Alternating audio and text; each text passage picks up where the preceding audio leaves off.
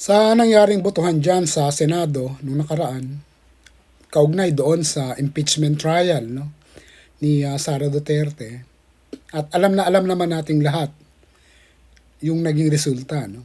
19 out of those 24 senators voted to archive the impeachment.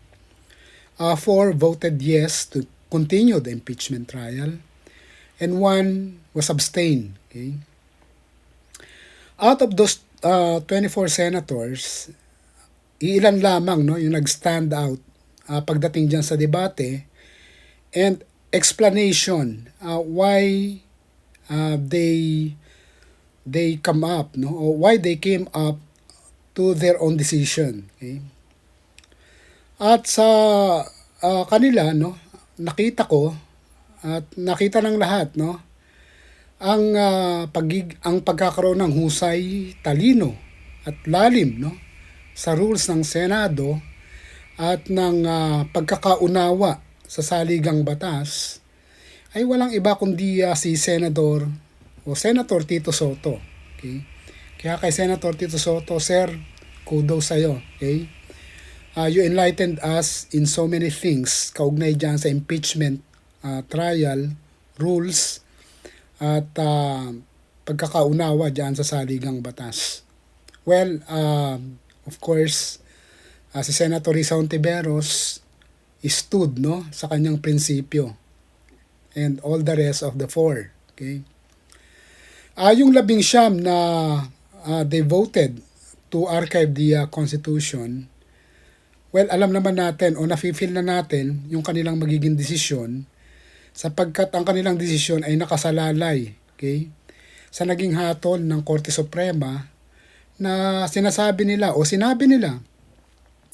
na ang decision based on procedure and technicalities ay unconstitutional. Hindi naman yung merit mismo, no? Hindi naman mismo yung laman ng articles of impeachment ang kanilang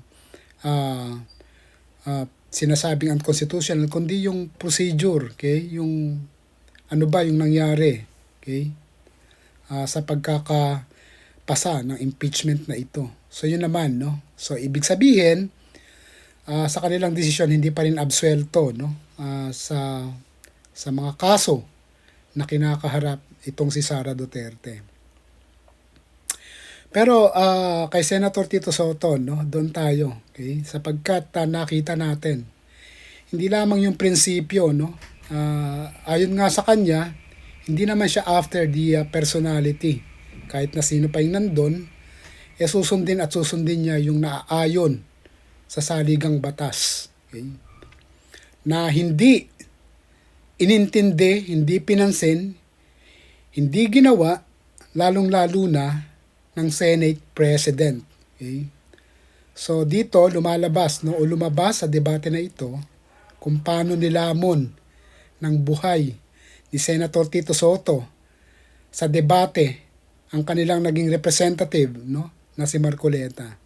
So Senator Tito Soto, maraming salamat for enlightening us, okay, sa punto por punto, no, kung bakit ka bumoto ng yes to continue the impeachment trial. Thank you.